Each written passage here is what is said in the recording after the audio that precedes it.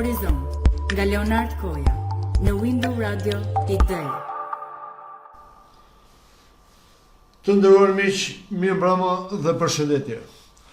Mirë se u gjeta dhe mirë se po ritakohemi sërish në puntatën e rradhës Horizont. Unë jam Leonardi, live këtu nga studio në Gjermani. Ju uroj të gjithëve të jeni mirë dhe të keni kaluar mirë këtë 24 orë që ne jemi dëgjuar së bashku, sepse siç e dini emisioni i kaluar ka qenë dje në darkë. Sonde jemi në emisionin e rradhës. Ju ftoj të gjithëve që të jeni pranë nesh dhe të na ndiqni, po ashtu kush ka dëshirë, sipas dëshirës, mund të bëjë shpërndarje nëpër grupe, nëpër faqet e Facebookut që të na shtohen edhe miqtë të tjerë dhe të kemi mundësi të bëjmë një familje madhe dhe të kontaktojmë të gjithë me njëri tjetrin. Për të gjithë ata që kanë dëshirë të ndjekin radion në mënyrat e tjera, ju e dini shumë mirë se ku mund të ndiqni radion, pra mund të ndiqni përmes website-it zyrtar të windowradio.de. Aty është live non-stop 24 orë, po ashtu aty mund të lexoni dhe informacionin e fundit, lajme nga fusha të ndryshme. Radion mund të ndiqni edhe përmes platformës ndërkombëtare Radio Box, po ashtu edhe në platformën më të madhe globale të radiove TuneIn, mund të na ndiqni edhe në platformën e radiove shqiptare në diasporë Radio Shqip. Ne jemi edhe në Facebook, në faqen zyrtare të radios windowradio.de. Po ashtu, për të gjithë ata që nuk kanë mundësi të ndjekin radion apo emisionin sonde, mund të ndjekin nesër në ritransmetim në orën 13 në radio, pra në Window Radio përmes aplikacioneve, website-it zyrtar, po ashtu edhe në Google, por jo në Facebook. Emisioni do jetë nesër edhe në faqen zyrtare të YouTube-it, Horizont Window Radio hapësirë.de. Këto janë disa mundësit, po është edhe mundësi tjetër për të gjithë ata që kanë programe Android, telefon, tablet, kompjutera e të tjerë, mund të shkarkojnë windowradio.de dhe ne jemi aty, si gjithmonë me muzikë të zgjedhur nga tekniku jon Bledi. Kështu që këto janë disa mundësi, po ashtu ka dhe mundësi të tjera me fjalë, por këto janë ato që ne jemi në zyrtarisht të regjistruar. Miqtë e mi, mbrëm kush më ka ndjek, kam qenë me një të ftuar në Amerikë, në New York, por unë edhe sonde sërish jam në Amerikë pra me një të ftuar të veçantë, por në Michigan. Dhe i fturi që është sonde është shumë dimensional, pra është një person që në rininë e tij, që kur ka qenë në Shqipëri, ka qenë student, ka qenë kryetari i Unionit të Partisë Demokratike për Shkodrën, edhe atje në Michigan për vetëm aktiviteteve politike, por atje është edhe shumë i angazhuar me aktivitetet shoqërore, pra është një aktivist i mirëfillt i shoqërisë. Dhe ne do përpiqemi që sonde të bëjmë një bisedë shumë dimensionale, qoftë për politikën, qoftë për aktivizmin, qoftë për problemet shoqërore, pra do përpiqemi të jetë një bashkëbisedim i thjeshtë ku të marrim disa informacione të ndryshme. Pra unë sonde kam të ftuar zotin Valentin Lumaj. Zoti Lumaj, mirëmbrëma, përshëndetje. Mirëmbrëma Leonard.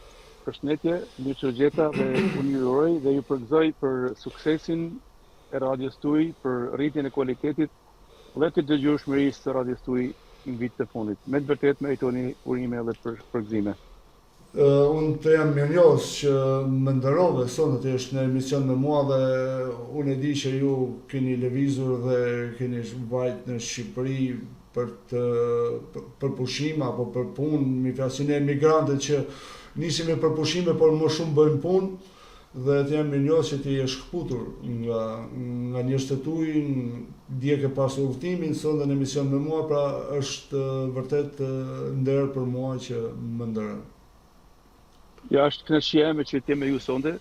Është vërtet, unë jam sot në vendlindje, në Bajt Kastratit. Këtu edhe për arsye familjare, por edhe një rast që për mua shumë i veçantë. Ne bëjmë përvurimin e kishës tonë më të rejtë dhe Shënpalit të Shënpjetrit në Bajt Kastratit. Ka ke një investim i komunitetit shqiptar në Michigan. Gjithë kastratasit kanë realizuar një fond mbi $200,000 dhe me këtë fond është edhe të tjera fonde. Është bë restorimi plot i kishës dhe me 21 dhjetor në orën 11 në meshën e drekës bëhet inaugurimi dhe mesha celebruese e kishës së re, që ka dalë një ambient i mrekullueshëm. Jam shumë i gëzuar dhe i lumtur, e kam zemrën plot me ato ndryshime që kanë ndodhur. Dhe do të jetë një dhuratë e çmuar për krejt besimtarët katolik të Kastratit, por krejt Malësisë Madhe. Do të jetë në kishat më të mira ndoshta në Republikë.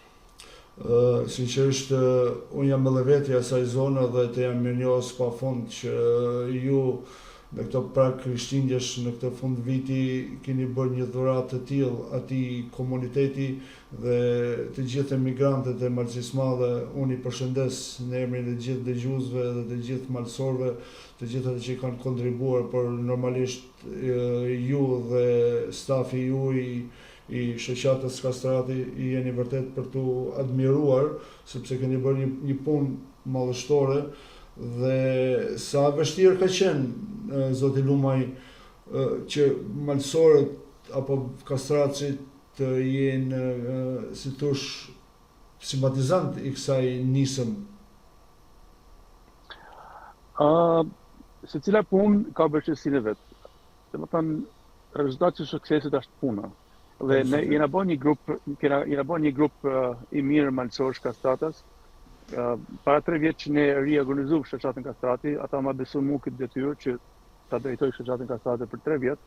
Bile tash shpejt për pak kohë kena zgjedhjet e reja që do të bi me një bord të ri drejtues. Dhe por sa e vështirë ishte. U punu shumë, dhe më thënë gjithë dolën terren, ban telefonata, i takum njerëzit në person, ban darka, ban mirë për ngritje fondesh. Erdhi famultari i kishës Bajzës, Father Kristian Samaj, na takoi dhe aty fillom aksionin ton. Mëra 1 muaj e gjys, u mblodhen $200,000. Dhe kjo ishte sinjali i parë që me fillu punimet, dhe punimet fillun dikun në muajin maj ose në qershor, dhe tashti po përfundojnë këto ditë. Dhe unë duhet të shfrytëzoj rastin të falenderoj gjithë komunitetin Kastratas në Michigan dhe ma gjanë, në Michigan, në Toronto, në New York, në Boston, gjithë ku ka Kastratas ka ndëruar me këtë rast. Por edhe komunitetet e tjera malësore, domethënë shoqatat adhetare që adherojnë Michigan në Majan, gjithë ka ndëruar dhe na janë përgjigjës t'i rrethon, dhe unë shfrytëzoj këtë rast t'i falenderoj gjithë nga zemra, po ashtu edhe grupin drejtues, përveç shoqatës apo një grup Majan që ka menaxhuar këtë fond dhe këtë aksion, dhe gjithë nuk do t'jap emra me lista shumë e madhe, por gjithë emër për emër unë i falenderoj nga zemra për gatishmërinë dhe punën që kanë bërë, dhe Zoti është përbleft me të mia dhe me bekime dhe hire në familjet e tyre. Bravo qoftë, për këtë ka nevojë besoj çdo zonë e Shqipërisë për të qenë sa më solidar me problemet që kanë komunitetet, me problemet që kanë njerëz të ndryshëm, përveç rikonstruksionit të kultit, pra qoftë kishave, xhamiave e tjera, por Shqipëria dhe shqiptarët duhet të jenë sa më shumë solidar me një tjetrin në çdo vend dhe të ndërtojmë një shoqëri sa më pozitive, sepse me të vërtet na kanë mbyt ato dhuna, problematikat, vetë shteti ka lënë shumë gjëra pas dore, kështu që është një punë për t'u admiruar që keni bërë, por përveç kësaj me sa unë kam lexuar edhe në rrjetet sociale tuaja, ju jeni angazhuar shumë edhe për të ndihmuar familje, njerëz në nevojë, pra të jeni pranë këtyre njerëzve në këto ditë festash. Po është vërtet, nuk mendoj se është rasti të marrim të japim shumë rëndësi, domethënë ne kena bërë me zemër, jo të marrim lavd me raport me këto punë të bamirësisë që kena bërë, po janë munduar që të evidentojmë familje në nevojë, raste emergjente, po ashtu për rasti Krishtinës kena mbledh fonde për minimum familjet nevojë, por kjo ka kënd domethënë pjesë e punës tonë. E kuptoj modestinë tuaj, por nëse zgjata pak është pjesa më fjalë sepse janë disa gjëra që duhet të thuhet dhe janë disa gjëra që më fjalë ne duhet të jemi sa më solidar, pra nuk duhet të jemi të distancuar nga njerëzit që kanë probleme, nga njerëzit të nevojë, sidomos në këto prakfesa shumë të bëja thirrje çdo kujt që ka mundësi, qoftë në Kosovë, qoftë në Shqipëri, në Maqedoninë e Veriut, në Malinezi, pra kudo që ka shqiptar, të përpiqemi që të ndihmojmë sa të mundemi ka nevojë për t'i gëzuar në këto prakfesash dhe sinqerisht dhe ju lumt për nismat tuaja. Faleminderit. Okej, zoti Lumaj, meqense ju jeni në Shqipëri dhe pikërisht në Malsinë e Madhe, më pak orë, sepse ju vonë keni mbritur mbrëm atje, kush është impakti i parë? Po, faleminderit. Unë vi shpesh për arsye familjare, por unë e kam vështirë, nuk jam natyrën njëri negativ, mundohem të gëzohem edhe me gjëra të vogla, por të drejtën këtë fund vitit nuk jam shumë i gëzuar me këto me pritshmëritë e mia që kam për Shqipërinë, por në veçantë për Malsinë e Madhe, për Kastratin. Domethënë zhvillimi i dobët, kur takoj njerëz që janë shumë nevojë, njerëz që kanë përgjegjësi të mëdha jo vetëm për kushtet e mira të jetesë, por edhe bukën e gojës, me veshjen e mathin. Nuk kuptoj. Dhe kjo nuk më gëzon as pak, domethënë pas kaq viteve të demokracisë dhe zhvillimit edhe hapjes kufive dhe rritjes mundësive, prap shteti nuk po interesohet për këto familje që është rasti se Partia Socialiste, kjo jashtë politikës, por tek kuptimi logjik, është parti e shtresave në nevojë. Domethënë, kjo duhet të jetë partia që të kujdesojë njerëz të nevojë. Jo të jetë parti e biznesit madh, sikur se ka marrë rolin tash, por duhet të jetë në lupën e tyre interesi dhe për kujdesja e njerëzve të nevojë që faktikisht janë krejt jashtë interesit të kësaj mazhorante që po drejton sot vendin.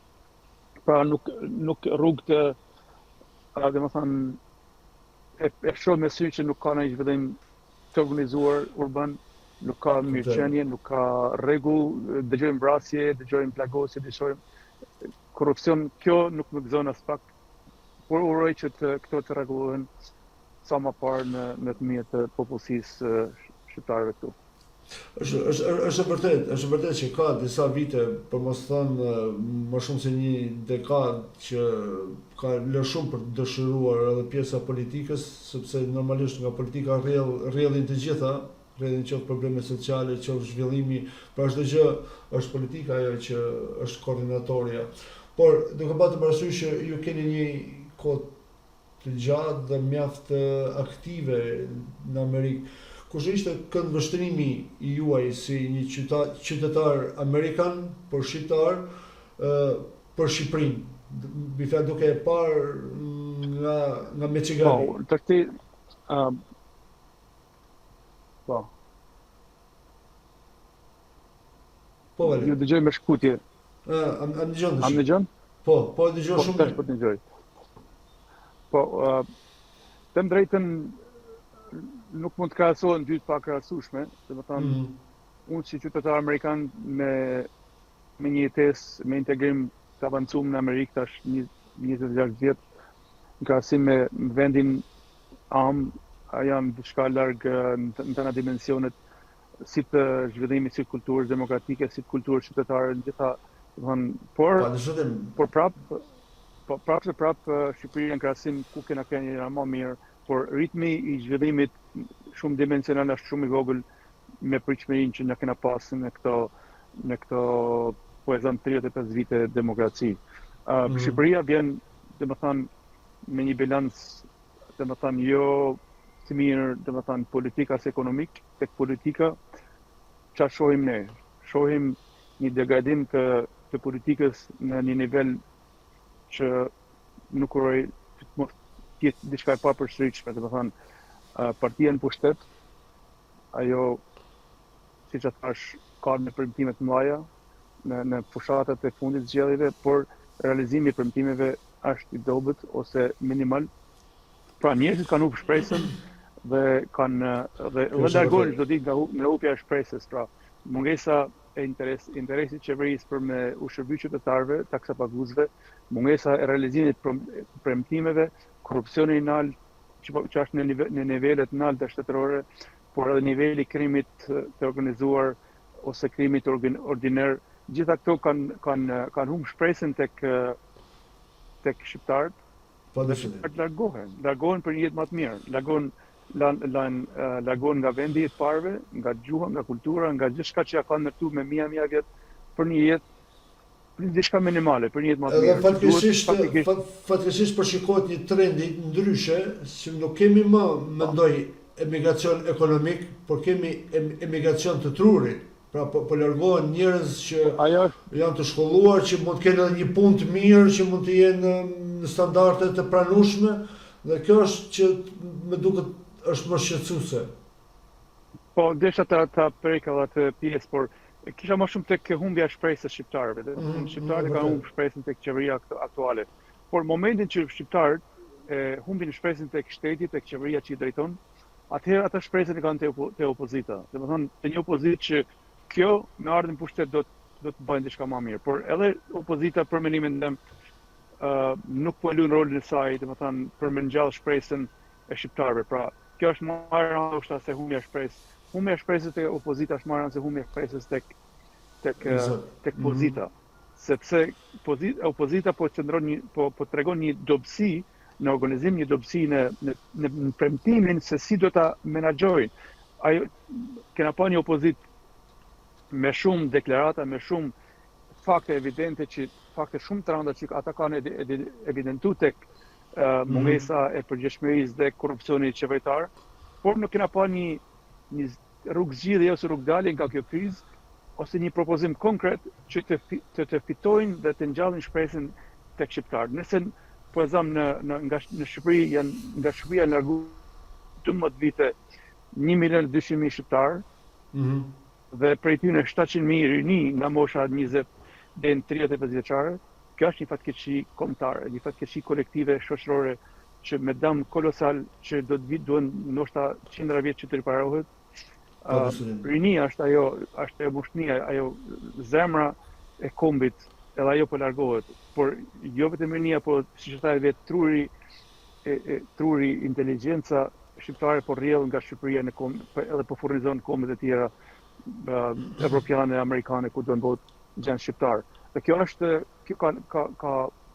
ka bërë që në Shqipëri të shuhet kataliza, të shuhet interesi, të shuhet ajo ndjenja e reagimit, sepse ata që kanë reagu, ata që kanë pas shpresë, ata që kanë pas ambicje për një jetë më të mirë, që kanë luftu, ata janë zhgënjur dhe kanë ikë. Kanë me një pjesë, kjo është mendim, nuk është deklarim, por është thjesht mendim, përse mund të jetë i gabuar, por jam i lirë të jap mendimet e mia. Një pjesë e rinisë ose e popullit e shoqërisë shqiptare që ka mbet, është një shoqëri që duan vite që të plotësohet me rini të re, që ka ambicie të reja dhe një aktivizim shoqëror dhe politik, pra nuk e kanë interesin as me reagu, as me protestu, as me guximin që të sjellin një jetesë më të mirë për veten e tyre, për fëmijët e tyre, prandaj njerëzit zhgënjehen dhe largohen. Kjo është e çuditshme faktikisht, edhe është drejt ky perceptimi joti, sepse për të vënë gishin në plagë dhe për të thënë se ku është sëmundja, pe thon të gjithë. Por ne nuk po shohim një reagim, nuk po shohim që populli të ngrihet, të protestojë. Nuk e di, është vrarë fare ajo delli, nëse mund ta them kështu me fjali i zgjimit. Dhe meqense e cekëm pak pjesën opozitës dhe pjesën politike, do të rikthehem pak në pak më herët.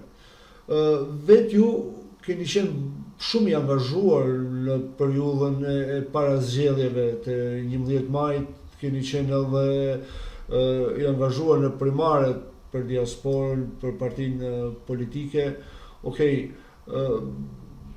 Eci fushata gjitha dhe sa është sot Partia Demokratike, pra mos themi thjesht opozita, sepse në fundit ajo është partia më e madhe, me fjalë dhe mos ta përfshim komplet, themi opozit.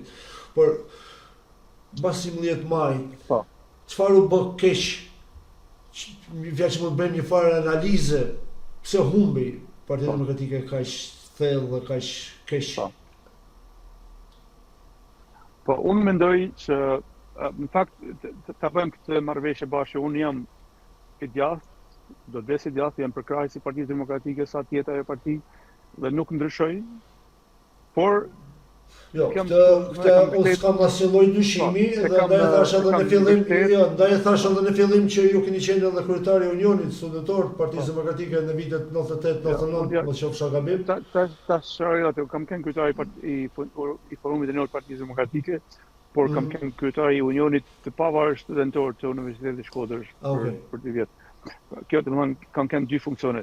Kurse aktualisht unë në fushatën e kaluar kam qenë domethënë aktivist me rezistimin e votuesve, kam shërbyer, kam mbrojt, kam shfaq kauzën e Partisë Demokratike në diasporë. Ka qenë një kandidaturë ndoshta pa menduar mirë, por jam vetë ofruar nëse me qëllimin e mirë që me potencialin tim, domethënë diasporë, të jem një ndihmë shtesë për Partinë Demokratike, por që në gjetje atë përkrahjen, jam shumë i qetë me këtë, e kam pranuar këtë dhe unë vazhdoj përpara, domethënë, por e thash, unë jam prap simpatizant i Partisë Demokratike, jam mbështetës së tyre, vazhdoj, sigurisht se kam të drejtën edhe kritikës kur gjanat nuk shkojnë si duhet dhe nuk kam ato pritshmërit që tek ti më pyete për arsyet pse pati këtë rezultat. Unë mendoj se Partia Demokratike për mendimin tim themelore ka qenë dalja nga korniza e saj ideologjike. Partia Demokratike u kriju si parti e lirisë dhe demokracisë. Partia Demokratike u kriju si mbështetëse dhe përkrahëse dhe identifikuese e shtresave që luftuan komunizmin, një parti antikomuniste, një parti e djathtë me vlera konservatore që mbron familjen, që mbron zotin, që mbron pronin private, që ekonominë e lirë të tregut, që mbron drejtat njerëzore. Gjitha këto domethënë që mbron biznesin e madh, parti e pronarëve, por praktikisht kjo ishte baza ideologjike e Partisë Demokratike. Por me kalimin e kohës ky parti shkau nga këto vlera të djathta konservatore u kriju një parti, si ta mund ty, një parti oportuniste, një parti pragmatiste. Pse them pragmatiste? Unë mendoj se kjo doli edhe nga vetë kryetari i saj historik Sali Berisha, nga një antikomunist i vendosur, për mendimin tim personal që unë e dua Sali Berishën, por ja e kritikoj që për të mirë, domethënë që të me drejtën e kritikës kurse ka çdo njeri. Partia mori natyrën e liderit saj. Edhe kjo çdo shtet, çdo shoqëri demokratike, kush është në të bën, ai merr edhe përgjegjësinë, ai merr edhe meritat. Pra, meritat dhe përgjegjësia dahen sipas rezultateve. Pra, Sali Berisha nga një njeri idealist u kthye një njeri pragmatist. Domethënë, pasi ai e vuni theksin te rezultatet, jo te ideologjia. Sali Berisha kërkoi zgjidhje të shpejta dhe praktike në fushatat, sidomos në fushatat politike, që në fakt nuk janë perfekte, por u bën një ngutje aty. Sidomos ndoshta primarja ishte totalisht një gabim fatal ndoshta. Po, e bën pragmatizmi i tij, e bën partinë dalë jashtë ideologjisë, pasi ka dobi, po ka pasoja. Domethënë, nëse aleancat ose ato kompromiset që Sali Berisha ka bë pothuajse në çdo për çdo fushat zgjedhjesh me parti të ndryshme në funksion fitores, domethënë lidhje aleanca para zgjedhore dhe pas zgjedhore. Aleanca me parti që nuk kanë ideologji të njëjtë me Partinë Demokratike, sikur është Partia LSI-a ose partitë të tjera të majta. Partia Lirisë, si quhet sot. Po dhe partitë të tjera, aleanca domethënë që nuk ndajnë njëra nga vlera, nuk kanë njëta vlera me partinë, po so kanë vlera të kundërta. Kjo bën edhe daljen nga shtrati ideologjik i Partisë Demokratike. Dhe kjo njerëz të demokrat e vërtet ose militantët zhgënjehen se duan një parti me ato ideale që u kriju. Por pashtu edhe bane nga pragmatizmi dolen edhe oportunistët, domethënë kena pas në historikisht njerëz Parti Demokratike që janë fokusu në përfitimet shpejta, kanë pas qëllimet të lëkundën ose kanë ndryshuar sipas situatës ose kanë më shumë për një interes të shkurt personal, domethënë kanë dalë kryetar partish ose kanë kriju parti të reja ose kjo fakt e ka ndjek Partitë Demokratike që herët këtë lloj oportunizmi ka kenë diçka që e ka dëmtu, se kanë dalë gjithmonë persona pa merita, nuk është vlerësu merita e punëtorëve, atyre që kanë punu, por kanë dalë njerëz që janë katapultuar shpejt dhe kanë marrë pozita që pa meritume, pra kjo është oportunizëm. Edhe ka pas rrjedhje të jashtëzakonshme, vetë Lulzim Basha ishte për mendimin tim ishte një oportunist, që ka pas shumë tjerë që kanë merituar më shumë se ai tjetër, kryetari i Partisë Demokratike, por edhe Saljani tash momentalisht është një i ri që për mua është oportunist, e ka pas situatën e do Partisë Demokratike dhe kërkon me përfitu për kësaj, ose rrjedhja Agron Shehaj, domethënë edhe për mua është oportunist, se partia duhet të jetë me njerëz të vendosur që i qëndrojnë parimeve në kohë të vështira, në kohë të mira. Dhe rrin bashkë deri të realizohet qëllimi i përbashkët. Prandaj kjo parti nuk po arrin të mbledhë të gjitha rrjedhët e saj, gjitha ato që janë largu, që të krijohet një parti kompakte me një ideologji, me një qëllim. Qiko, a ka devijuar nga idetë e veta, pra nga e djatha Partia Demokratike? Është parti e djathtë me plot kuptimin partia e djathtë, me fjalë, sepse duke patur parasysh i thon 35 vite nga themelimi dhe nuk mund të bëjmë krahasim mbas 35 viteve ndoshta për një parti të atyre idealeve të dhjetorit të viteve 90, por a kemi sot Partinë Demokratike parti të djathtë? Unë mendoj se shtresat e djathta dhe konservatore në Shqipëri për shumicën e rastit janë pa përfaqësueshme. Do të them që Partia Demokratike për mendimin tim nuk është quhet parti e djathtë, por unë nuk e gjej veten si djathtë me atë parti të Tek kjo kisha pa tek vlera qendrore të së djathtës. Ja, atë mendova që të them që aleancat dhe kompromiset që ka bërë Partia Demokratike në vite me radhë, në dekada, kanë deshifru, kanë deviju edhe rolin e saj ose ideologjinë e saj si parti e djathtë konservatore.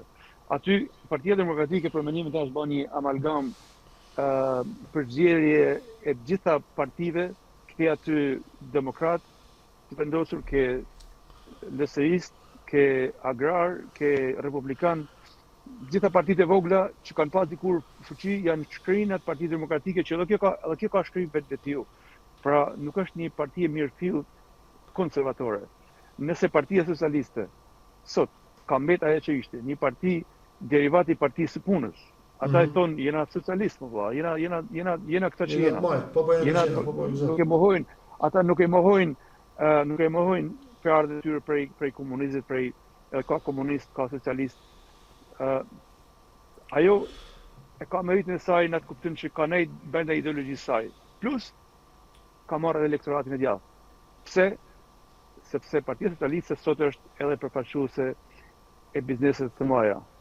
Aty gjithë ato po edhe milionerët shqiptar janë rreth Edi Ramës, investorët strategjik që duhet të jenë të djathtë. Ose bizneset të mëdha duhet të kenë përkrahjen e Partisë Demokratike, nëse është Partia Demokratike është e djathtë. Sot për sot kanë bërë lidhje interesit dhe biznesit me Partinë Socialiste apo me Edi Ramën. Dhe kjo e tregon vetë faktin që Partia Demokratike sot ankohet për njerëz të varfër, për shtresat nevojë, për njerëzit që nuk është bërë një përzierje programi, do thosha me fjalë Partisë. Po kjo është, domethënë nuk është kjo e Partisë Demokratike të ketë, duhet programi i Partisë Socialiste. Prandaj Partia Demokratike në dëshirë të madhe ose në mungesë, në vakum të madh për të pas elektorat, po kërkon gjitha format, me fitu me gjitha format, gjitha mundësitë, me gjitha mënyrat, pra një pragmatizëm i panevojshëm, në një kohë që mund të rrinë një parti e përcaktuar. Nëse jetë gjatë, rrihet gjatë dhe Partisë Socialiste me socialistë me komunist, kjo Parti Socialiste kërkon një parti të gjatë. Pra, nëse bën opozit, duhet të jetë një opozit vlerash, jo opozit nocionesh. Opozita e vlerave kërkon, sikurse në Angli janë laborist, ose janë, për exemple, konservator me të majtit, edhe në Amerikë kena demokrat dhe republikan, gjithmonë vlerat e majta dhe vlerat e gjata. Prandaj, edhe në Shqipëri duhet të jetë një parti socialiste dhe një parti e djathtë. Shiko, në mënyrë natyrale më lind dëshira të bëj një pyetje. Duke patur parasysh që ti ke një eksperiencë të gjatë dhe jeton në Amerikë, normalisht që ke një tjetër kulturë të këndvështrimit politik dhe shoqëror, por dhe atë që tham pak më lart që sot kemi një emigracion të trurit, jo thjesht emigracion ekonomik, se ndoshta emigracion ekonomik ka qenë dhe nga viti 2000-2005. Pastaj aty mbrapa besoj se ka filluar, sidomos 2013 e këtej është një emigracion truri më shumë. Pra, a mendon që diaspora duhet të ketë një formulim të vetin, federat, konfederat, lëvizje, ku diun, pra të ushtrojë atë presionin politik të vetë organizohet diaspora për të qenë një si thosh një shtytje e politikës në Shqipëri dhe jo të përdoret si numër për shembull nga Tirana. Po, është vërtet që Tirana, domethënë, këtë politika shqiptare me keqardhje them që e kanë parë pak në zgjedhjet e fundit diasporën si një mjet lëvizjes, si një mjet që mund të shërbejë atyre si një numër votuesish, por jo si një faktor. Kjo u kuptu nga diaspora. Edhe në Amerikë, për shembull, shqiptarët e diasporës të Amerikës janë të zgjuar. Ata janë me kulturë tjetër amerikane. Ata e njohin mirë hilet e politikës dhe pranojnë të bëjnë pjesë e këtyre eminencave greqe që mundohen të bëjnë parti politike në kurriz të diasporës. Prandaj, edhe interesi i diasporës Amerikës në zgjedhjet e fundit ishte shumë minimal, një përqindje shumë e ulët dhe interes shumë i ulët për të votuar. Kanë këto shkaqe teknike, mungesa e dokumentacionit, mungesa e regjistrimit, kanë kënë shumë kushte teknike, por pas zgjedhje, për një analizë që kam bërë, ka kënë shumica aty në kanë pas mungesë interesit. Diaspora ka dy rrugë, ose të jetë faktor dhe pjesë përbërëse e politikës shqiptare, domethënë në parlament, në qeveri dhe në gjitha në administrat, pra ata që kanë dëshirë të ofrohen ose vetë ofrohen, ose rruga tjetër është që të zhgënjehen ose të mos të braktisin komplet partit ose politikën shqiptare dhe të mos kenë interes për votime. Por zgjedhja është kjo, që duhet të ketë ndershmëri nga politika shqiptare kundrejt diasporës, sidomos diasporës Amerikës. Domethënë që të kërkojnë ndihmë ligjore, do të kërkojnë ndihmë njerëzore, por edhe të ana e kulturës demokratike që posedon diaspora ose kandidat e kualifikuar të diasporës Amerikës. Ne këtu në diasporë këtu në Michigan kena njerëz të aftë, të talentuar, jo vetëm për politikën shqiptare, por edhe për politikën amerikane. Kena kandidat, një miku jem Robert Lurgjuar, kandidat për Kongresin Amerikan dhe shumë afër nominimit në primare dhe uroj të fitojnë. Po thojti mua, kush është, ma thuj një politikan që afrohet këtij djalë, ndershëm, kualifikuar, të zgjuar, guximtar. Pra ky është modeli i politikës shqiptare. Nëse don i politikës si duhet të jetë politika shqiptare. Po modeli Lulgjore është modeli si duhet, ndershëm, patriot, guximtar dhe besnik partisë. Por si Robert janë shumë në diasporë, jo vetëm në Amerikë, po në diasporët e tjera në Evropë kudo. Dhe është detyra e politikës shqiptare që ta afrojnë, ta respektojnë dhe ta bëjnë që diaspora të jetë faktor, jo numër në këtë zgjedhje. Kjo pika kryesore që si mund të aktivizohet diaspora në zgjedhje, unë mendoj se duhet diaspora, sidomos diaspora Amerikës ta ketë një më thuj, Këtë një lëvizje, jetë një zonë e caktuar, një zonë e veçuar, një zonë e vetme elektorale. Pra, një zonë zgjedhore. Po, bravo. Po, një zonë zgjedhore e veçuar, domethënë e vetme. Dhe të ketë përfaqësuesin e vet, të votohet përfaqësuesi i vet, dhe jo të vi përfaqësuesi nga Tirana dhe të votosh dikon në Shqipëri që ajo nuk është e drejtë. Pupi interesin nuk është ashtë drejt. Diaspora ka bagazh të madh intelektual këtu ku jena ne edhe kudo në Evropë, edhe kudo në botë ka shqiptarë që meritojnë të jenë kandidat.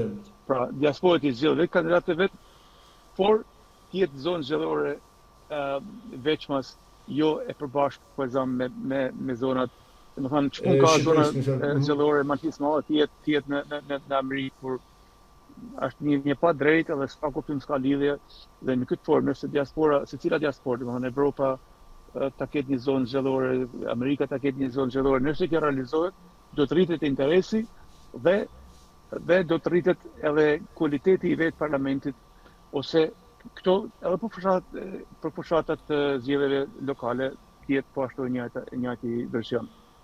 Sigur ka Italia, sigur ka Gjermania për migrantët e tyre, me fjalë që kanë një vend të përcaktuar për diasporën e tyre. Pra, më qofsh gabim, Italia ka 7-8, nuk kemi sigurt, pra që votojnë italianët në migracion, me fjalë. Ajo mund të shkojnë në bazë të numrit të regjistruar, mund të jetë. Bazë të regjistruarve, por duke pas parasysh që diaspora është, po thuj, më shumë jetojnë në diasporë se sa në Shqipëri. Kështu që pa diskutim do duhet të ketë përfaqësuesi të vet. Plus se edhe votat, domethënë zgjedhjet e fundit treguan që votat nuk janë të sigurta nëse nisen me atë formulë ose me atë proces teknik të dorëzimit me postën sikurse veprun në zgjedhjet e fundit, por zgjedhjet sidomos në Amerikë bëhen këtu në Amerikë. Kombet e tjera janë bullgar, janë serb, janë kombe edhe të Ballkanit që i bëjnë zgjedhjet, edhe diaspora voton këtu në Amerikë. Me njëjtin sistem votimi sikur që kanë qytetarët amerikanë, në mënyrë elektronike voton, hedh votën, regjistrohet edhe rezultati shkon në komisionit qendror atje, i sakt, i pa manipulum. Dhe kështu është shumë e thjeshtë. Pra, kërkohet pak vullnet, ana teknike realizohet shumë thjesht.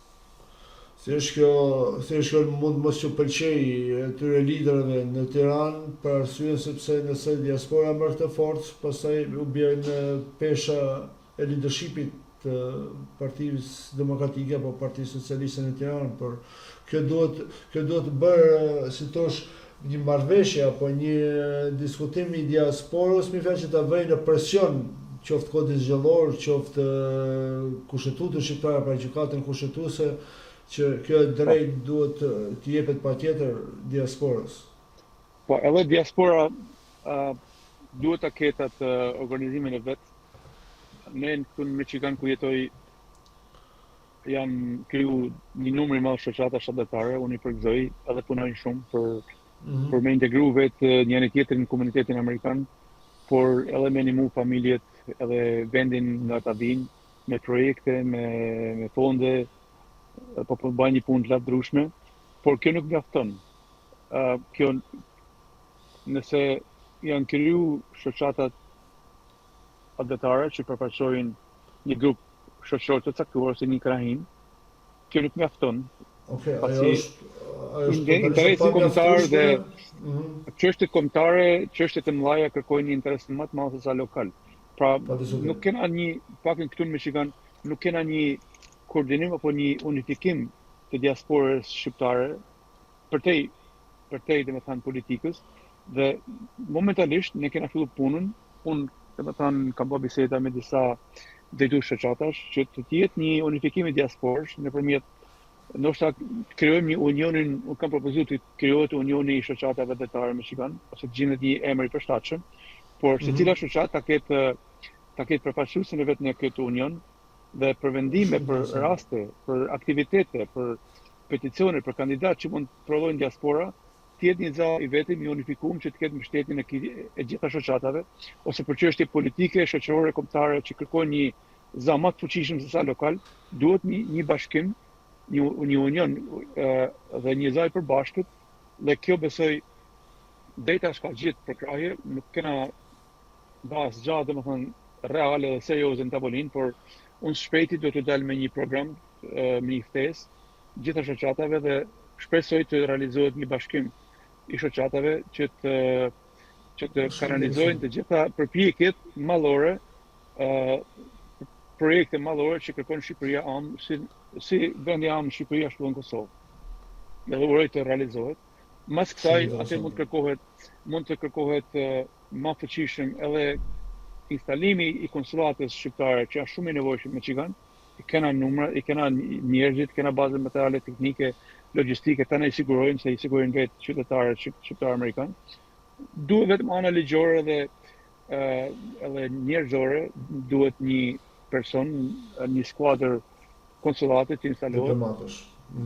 Po, që me një ose dy punëtorë nuk ka që nuk kërkon asnjë shpenzim nga shteti shqiptar, se këto mbulohen nga vetë.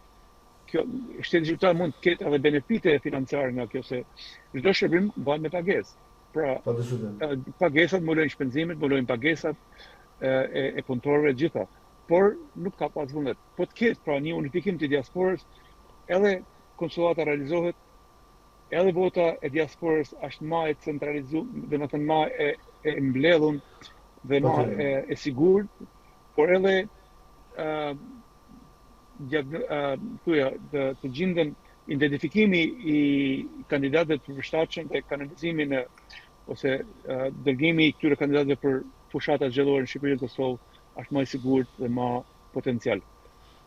Pra edhe diaspora, si po them, duhet të them se duhet të bajnë organizimin e saj që të jetë unike për çështje kombëtare.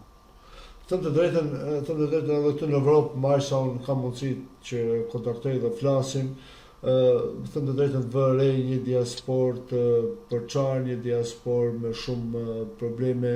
Pra vazhdojmë ato idetë e politikës së Tiranës, pra merremi me rrugët, me dritat, me ujin, merremi me disa gjëra tjera. Okej, janë thelbësore për Shqipërinë, për diaspora, ka një tjetër qasje dhe do të ketë disa ose një tjetër program për veten e vet. Sepse nuk mund të bëjmë ne politikën për shembull politikën e marxisë malla, dhe ndërkohë që unë jetoj në Gjermani dhe në Gjermani u kam vetëm një ambasadë që më rihapur vetëm 3 orë në javë.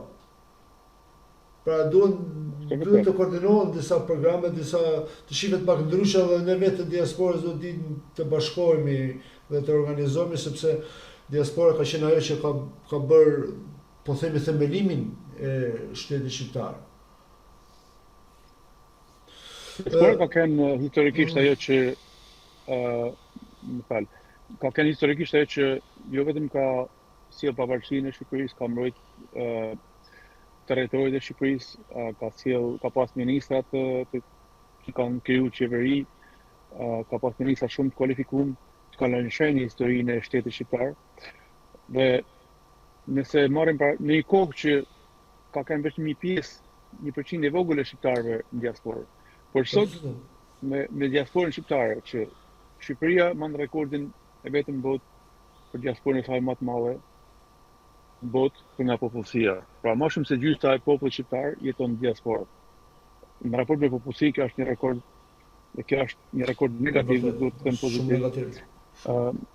Dhe nëse kthehen tek shpresa e shqiptarëve, tek shpresa që duhet të ngjallin në opozita thot ka një detyrë më të gjanë se për ngjalljen e shpresës shqiptarëve që jetojnë në Shqipëri. Opozita duhet të ngjallë shpresën. Duhet të ngjallë.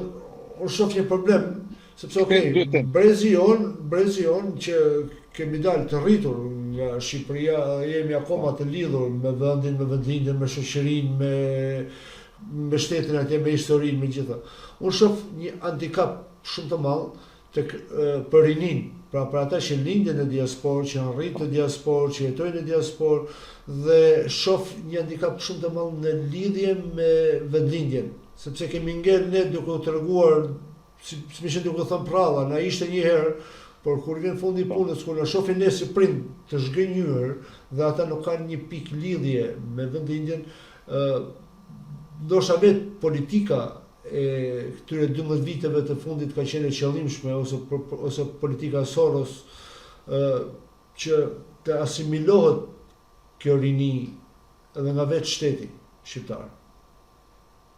Jam shumë dakord me konstatimin se George Soros ka pas një impakt në një kontroll fuqishëm në Shqipëri në 30 vitet e fundit. Unë isha fëmijë, isha student mbas viteve 90 dhe e kujtoj si sot që bisedat tona shkojmë tek mbilljen tek Sorosi. Domethënë Sorosi ishte qendra e Sorosit, që ishte pra bashkë alpa 30 vjet, kaq i fuqishëm ishte atëherë.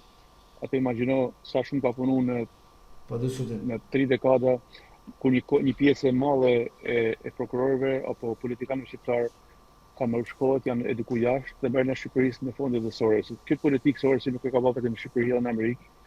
Sorosi ka lidhje e tij shumë fuqishme në gjithë botën. Në politikën amerikane, në Kongres, tek prokurorët sidomos, edhe prokuror shqiptar ishte ajo Zypa Bibera ishte George Soros nuk fitoi, por në Kongres para pak vitesh, por George Soros dha $1 milion për kandidaturën e saj.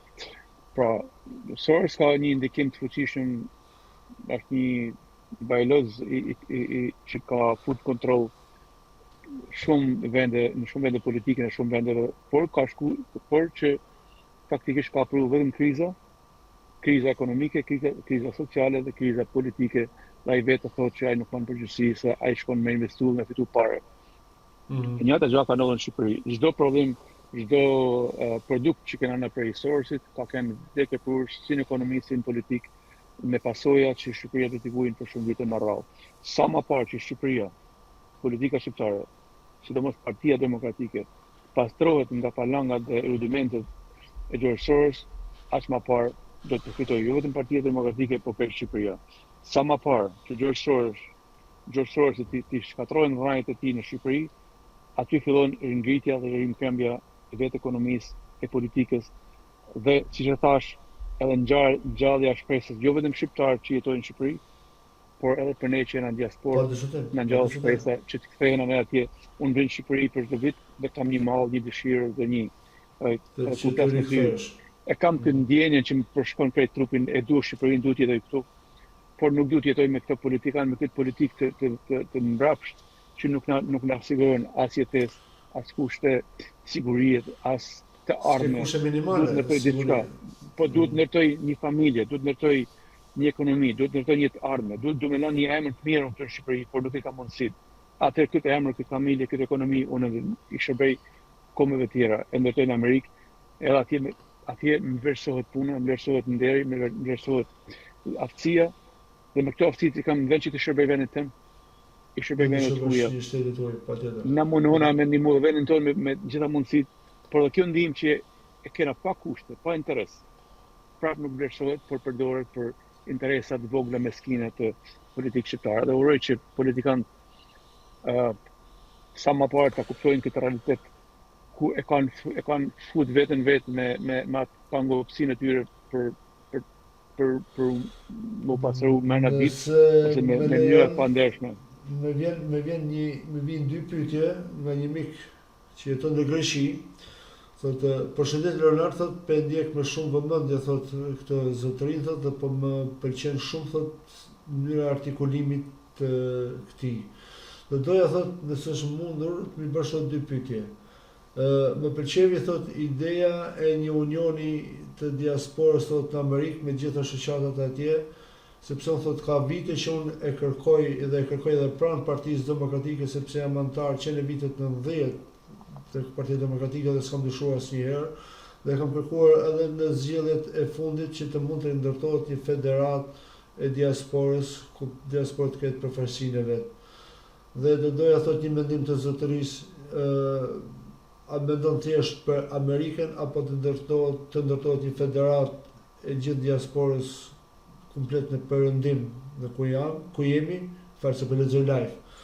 Edhe pyetja tjetër thot, a mendon thot që Partia Demokratike nuk është pastruar nga Soros dhe janë sorrisët që po e drejtojnë PD-n?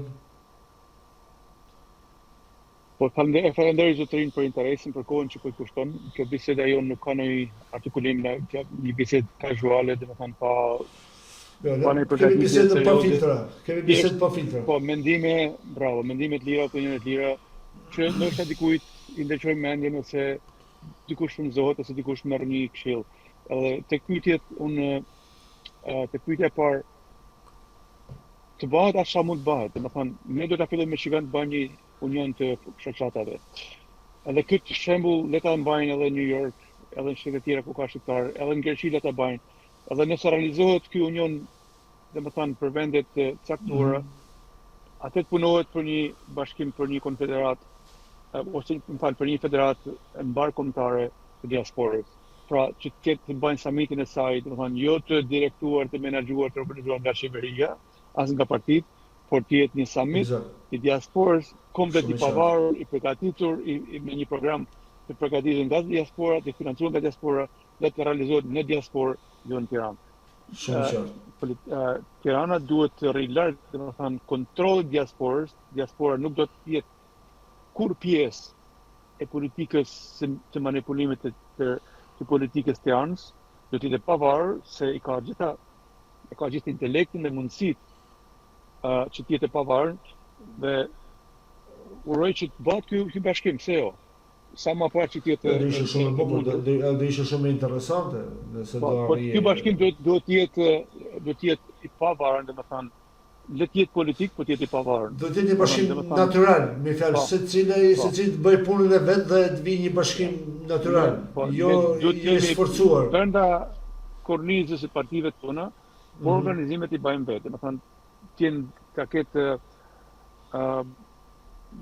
të marrin programin e partive, por ne ta e menaxhojmë vetë, domethënë si njerëz pavarur për diasporën. Po. Tek pyetja e dytë, unë mendoj që më thashë në fillim e keqja e Partisë Demokratike edhe sot është falangat e Sorosit brenda partisë. Unë nuk do t'jap emra, por aty janë grupe, mëna se cilet grup ka pjesëtar ose antar ose njerëz që janë financuar nga Sorosi dhe bëjnë politikën e Sorosit. Ata vinë në diasporë me premtime të mëdha, me fjalë të bukura, por ndjekesha them por i shërbejnë Sorosit. Dhe Dr. Berisha me atë dëshirën e tij pragmatiste që të arrijë një fitore me çdo mjet, ka përdorur një metodë që unë e quaj gabuar, të thirrë në parti çdo person, kur vetëm që të rrisin numrin artificialisht, numrin e antarësisë, numrin që me dëshirë që të jetë parti më e madhe, por duke fut parti njerëz që nuk duhet të jenë aty. Sorosistit nuk duhet të jetë pjesë e Partisë Demokratike. Dr. Berisha ka provuar me lkurën e tij shantazhin dhe atë që ka bërë George Soros kundër tij, dhe atë që ka ndodhur atij personalisht nuk duhet lejoj që Sorosi t'ia bëjë shqiptarëve. Pra, Dr. Berisha i cili mendoj se është një bish politike, s'po them i vetmi me ato aftitë e tij drejtuese me eksperiencë disa dekadëshe, duhet ta ketë aftësinë edhe që të pastroj Partinë Demokratike nga falangat e Sorosit. Përndryshe, ajo parti që ka më të vogël numër do të sillet në rrethin e saj vicioz, pa më rritur kurrë. Një rrugë pa krye që nuk thon kurrë as në fitore, as në humbje. Sot për sot, nëse më lejon, kena dy bastionet që nuk kthyen. Bastioni i qeverisë dhe bastioni i Partisë Demokratike. As Rama nuk kthehet nga pushteti, as Berisha nuk kthehet nga kryetari i Partisë Demokratike. Unë e dua me zemër, e mbështes se kam mbështetur gjithmonë, por sigurisht se e duhet të shpreh kritikën. Dr. Berisha mendoj që është në fundin e karrierës tij politike, ka një figurë karizmatike, një figurë me një eksperiencë. Është institucion. Dr. Berisha është institucion. Po, është një zënë. me një punë jashtëzakonshme, me një ka bërë shumë të mira Shqipërisë, por që edhe sikur një familje, kur krye familjari plaket e shkon një moshë, edhe nëse nuk është plak, por djemt rritën e janë zot, ta drejtojnë vetë, duhet hap rrugë dhe rinia duhet të marrë Partinë Demokratike. Partia Demokratike është partia e rinisë, ashtu lindi, ashtu do të jetë edhe sot. Rinia vjen me energji të reja, me ide të reja. Po, me energji, me gjitha.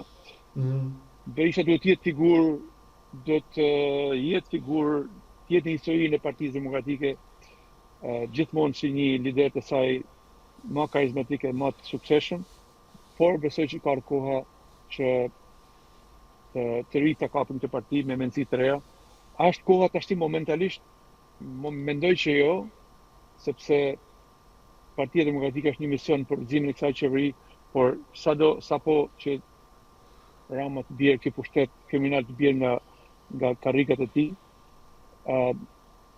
Berisha duhet përcjellë me gjitha nderet dhe respektet që meritojnë dhe Shqipëria duhet drejtohet nga një figurë e re, e pastër, antikomuniste, antisorosiste dhe pro-amerikane.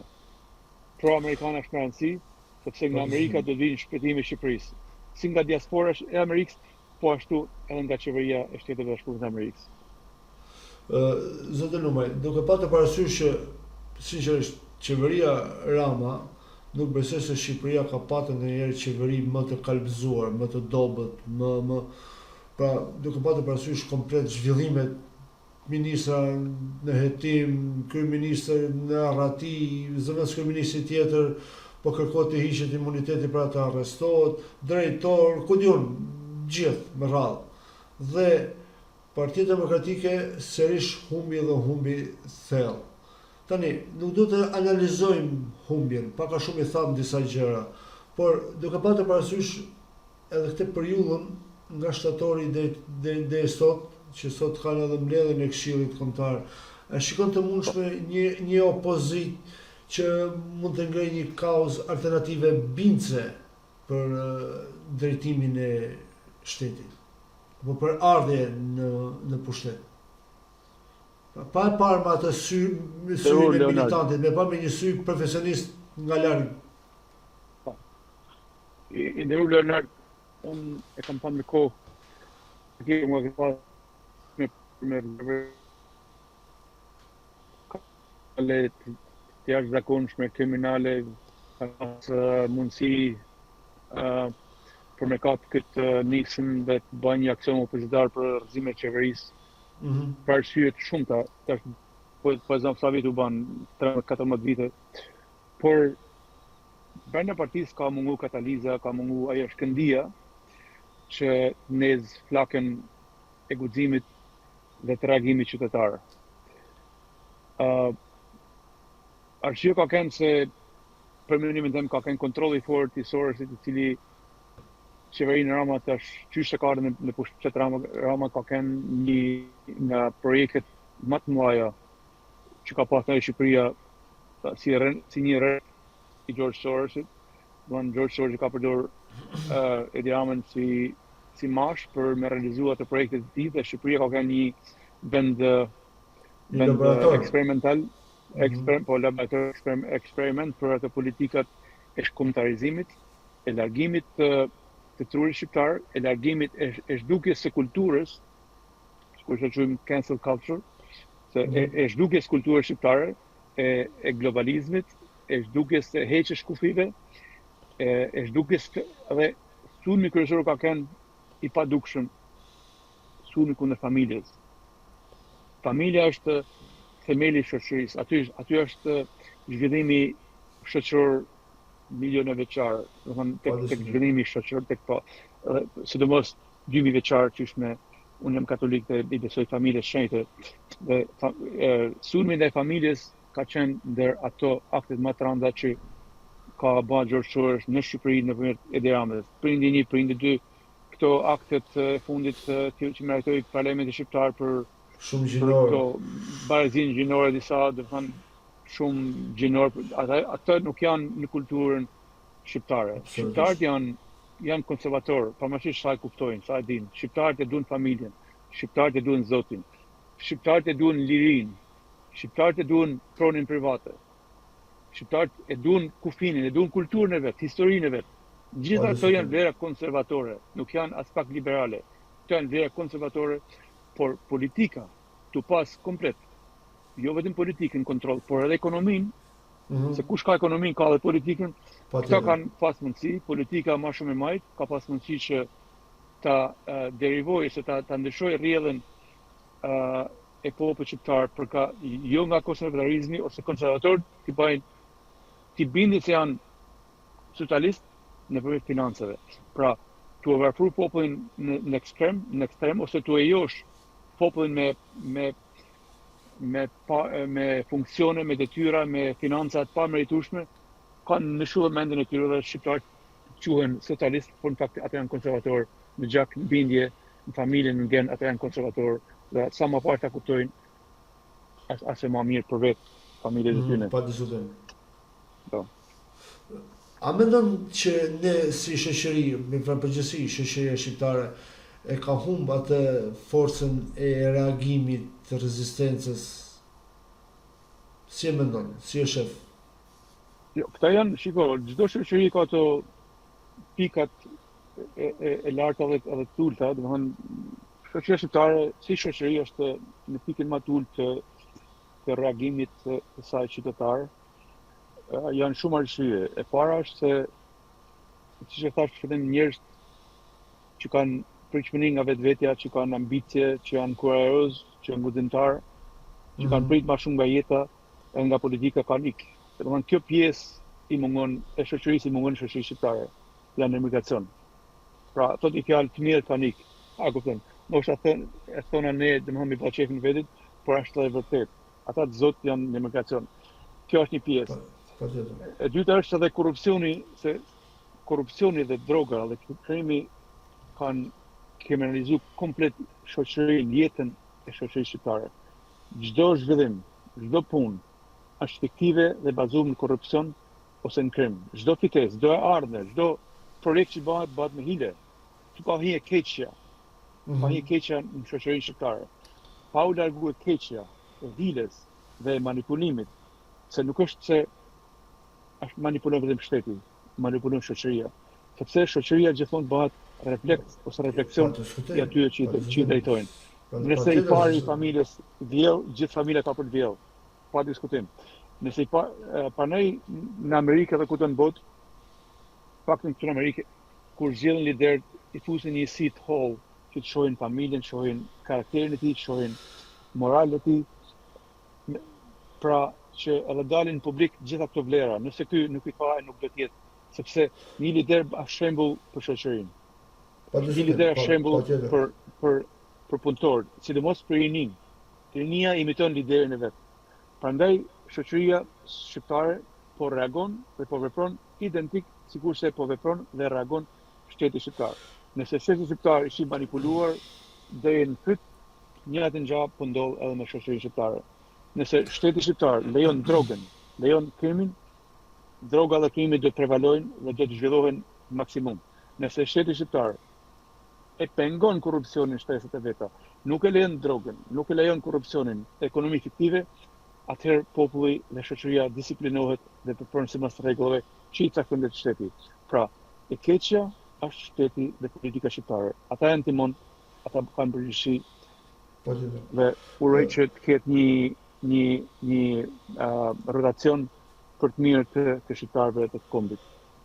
Shiko, zoti Lumej, ne flasim për ndryshim, flasim për duhet forcë re, duhet frym, duhet shpresë, etj. Por kush është mendimi jot, më fal që po them kështu, jot në mënyrë miqësore. Shoqëria jon apo prodhon elitë të re, apo jemi një shoqëri që vetëm riciklojmë figura të vjetra?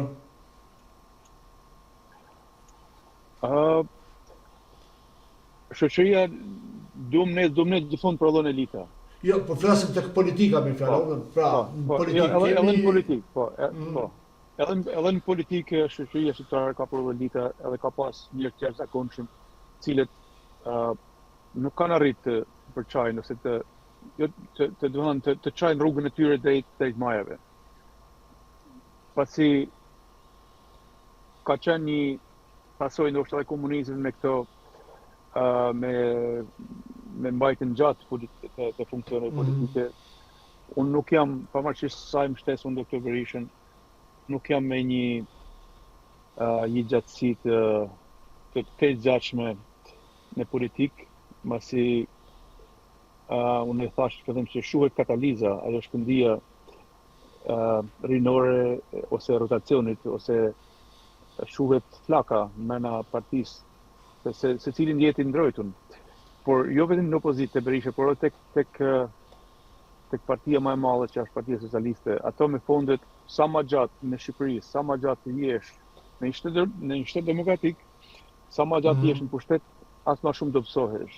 Pasi konsumohet. Në Shqipëri ndodh komplet e kundërta. Një kohë që ne presim mas 3 mandateve të Edi Ramës të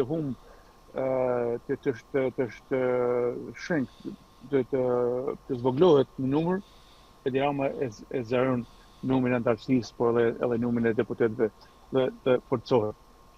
Si ka mundësi kjo?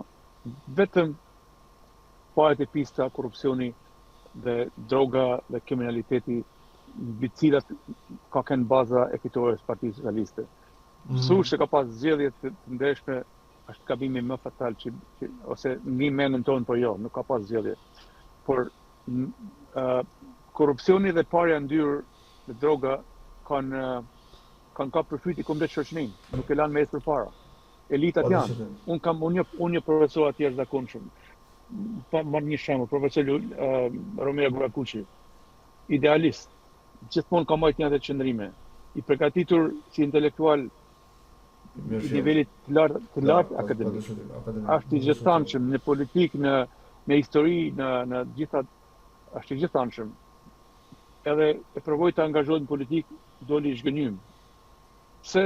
Se politika nuk ofron njerëz të ndershëm. Politika nuk ofron njerëz kurajos, njerëz të pavarur. Pra, profesor Romero ishte i pavarur. Ai kishte idetë e tij të palëkundshme. Që Allah, që sikur të ishte idetë e tij në politikë sot, politika ose opozita, nëse merrem emra ne mund të kemi pa fund akademik që vërtet mund ta nderonin pra në politikë, në çdo institucion, në çdo instancë, por mos harro zoti Lumaj që ne jemi 2025 dhe kryetari i Akademisë së Shkencave është Skënder Gjinushi, ish mësues matematike, ministër arsimi në kohën e Enver Hoxhës etj. Kjo është e keqe se këta, domethënë, pra mendoj që ne kemi ngel akoma në atë riciklimin e figurave. Pra e kemi shumë të vështirë të pranojmë elitën, të pranojmë të rejen përgjithësi. Jo, shiko, janë pafuqishëm. Pasi, shiko, kush ka ekonominë, kush ka financat, ka dhe pushtetin. Socialistët nuk ishte një keqe e met, domethënë, s'po them Partisë Demokratike, por e gjithë shoqërisë që nuk e refuzuam një herë për gjithmonë sistemin socialist ose figura socialiste në pushtet. Duhet ishte një ligj i prerë dhe i saktë. Po me sa diun ne nuk kemi bërë asnjë rezolut për të dënuar krimet e komunizmit. Ajo është një tjetër. Let mos ajo është në moralin e tyre, por tek ato mund dënohen krimet e komunizmit, por ti dënosh sa dush, nuk rrit ekonominë, nuk rrit politikën, nuk rrit kulturën qytetare. Por çfarë kishte shëru shoqërinë nga komunizmi dhe nga falangat e Enver Hoxhës është që me ligj shtetëror, me ligj me kushtetutë, bic dhe nipet e zyrtarëve të lartë Partisë Komuniste nuk duhet ishin politikë. Çfarë ndodhi? Me që këta u lejun të futen në ekonomi, ata kishin edhe arsimin se po diskutim. Se ata janë arsimu jashtë, kanë bërë arsim në Shqipëri, kanë vitur pavarësisht ideologjia e tyre ka kanë gabuar, por si intelektual kanë qenë ata. Se kanë lexuar libra, kanë bërë shkollë, i kanë pas aftësinë e tyre që me menaxhu edhe financat. Pra, këto pjesëtar të nomenklaturës i quan familjarët e tyre, nipat, mbesat, bitë e tyre në Evropë, me pare, me shpenzimet më dha, i edukuar dhe ata u kthyen se drejtojnë pushtetin sot. Pra kjo ndodhi në Shqipëri. Pra falangat e komunizmit u riciklun nëpërmjet lejimit që i bën shoqëria shqiptare drejt Partia Demokratike që nuk arritet të ketë një ligj që të ndalojë këta të riciklohen. Nuk duhet leju për një periudhë tranzicionit që shoqëritë merr të frym nga këto. Duhet që bitet përsekutuar, ata duhet të cikloheshin politik. Ata kanë vujt në kurrë. Ata dinë se çfarë kërkon shoqëria. Ata dinë se hilja, komunizmi është e keqja që erdhi popullit shqiptar dhe nuk duhet të lejoheshin në asnjë gjend saj të zhvillohej. Pra, por si një shoqëri të thënë që doli nga i komunizëm, vëlla vrasës, pati metat e veta, më shumë edhe të nxitur nga uni, nga ajo egoja e tyre që jam unë sot edhe do të injektoj politikën time sipas shefit tëm. Nuk u mor një interes ose publik ose qytetar, një interes i përgjithshëm ose mendim qytetar i përgjithshëm. Por u basi mas një personit vetëm o dy personave, cilës do parti kanë injektu ato politikat e veta në shoqëri. Por gjithmonë nëse është një mendim i vetëm, gjithmonë është i gabuar. Nëse është mendim qytetar, atë vjen më i pjekun. Prandaj shoqëritë e avancuara evropiane, amerikane respektojnë mendimin e qytetar. Prandaj në Amerikë edhe mbledhja armëve. Unë jam i djathtë, unë më pëlqen armët e shtëpia. Jo se duhet të vras njëri, por është siguri vetmbrojtje e kena në genën e shqiptarët. Po në Amerikë është ky ligj që është me luftën civile amerikanët e kanë me ligj sa matosën. E pyet një amerikan pse man armën. E kam armën të mbrojmë nga shteti. Pra kjo është formulimi që thotë amerikan. Kam armën të mbrojmë nga shteti. Të mbrojmë nga shteti. Pra arma, po, se shteti, nëse shteti ka armë, ka polici, ka ushtri, ka gjitha, ty kush të mbron nëse i pa armatosën. Si popull, s'po them si individ. Pra ty kush të mbron. Sa filozofike përgjigje. Po, kjo është. Armën e kam të mbron nga shteti. Prandaj shteti ka frikë të cënojë drejtë. Shqiptarët nuk janë pa armë. Po është problemi sepse ne përdorim armën për shkatëruar njëri tjetrin. Jo, shqiptarët janë pa armë. Armë me leje nuk ka. Duhet të ketë kultura që çdo person marr armën me leje. Por nëse kjo bën krim, ti do futesh në burg. Nuk është arma është mjeti. Kush është që duhet dënohet qëllimi? Dënohet personi arma. Pse po dënon ti armën, për shembull, kupton? Pra duhet qëllimi ose personi. Nëse krijohet kjo kulturë demokratike që populli jetë i amatosur, por kush bën krimin dënohet, ke bën një plagosje me dashje burgim përjetshëm. Nëse ke bën vrasje, dënim me vrasje. Dënim me vdekje. Kjo është me vdekje, po. Që ta kenë, se atëherë kjo bëhet kulturë brendshme e secilit qytetar që nuk duhet vrasë soni me vrap, nuk duhet plagosë soni me dënim për jetë. Edhe po dhe shteti e ka ndrojen. Kjo ndoshta duhet ta marrë lutem. Prandaj në Amerikë nuk cënohen lirit, është vendi i lirive maksimale të qytetarëve në gjithë botën, pasi shteti ose pushteti nuk e guxon që ta shkel të arrijë të bëjë të shkelje kaq mëdha, domethënë kundër qytetarëve, pse me imagjinon një revolt qytetar me armë. Prandaj kjo nuk realizohet. Prandaj në shtete komuniste diktatoriale, akti më i parë që bëhet është mbledhja e armëve. Pse më thotë me ujë popullsinë, jo zotëri. Mbledhja e armëve është që pushteti të ketë kontroll me qytetarët, që qytetarët të jetë numër, të jetë skllav. Që shteti ta manipulojë, ta cënojë drejtat, ta heqë drejtën e fjalë, lejimin e shprehjes, lejimin e tubimit, ta kontrollojë komplet. Pra një popull i paramotosur është skllav. Kjo është qëllimi pse shtetet, pse diktaturat fillojnë me mbledhjen e armëve. E njëjta gjalla në Shqipëri. Pra, ata kanë ardhur për krim, no? Populli në shqiptarët në Shqipëri, armët po përdorin jo për mbrojtje, po për krim. Pra kjo është me krimi, nëse krimi lejohet në Shqipëri, lejohet se lejon shteti, se është detyra e shtetit me mbrojtë qytetarët nga krimi. Pra, armën qytetari nuk e mban për vetë mbrojtje nga komshia, nga njëri nga tjetri. Kjo është detyrë e shtetit. qytetari në Amerikë e merr armën për numërin nga shteti. A mendon ti se shiko, duke bërë parasysh që janë shumë konventa të Evropës e tjerë me fjalë që Shqipëria është detyruar të firmosë edhe këtu ndikon shumë edhe kultura evropiane me kulturën amerikane me fjalë, por do të bësh një pyetje të drejtë për drejtë.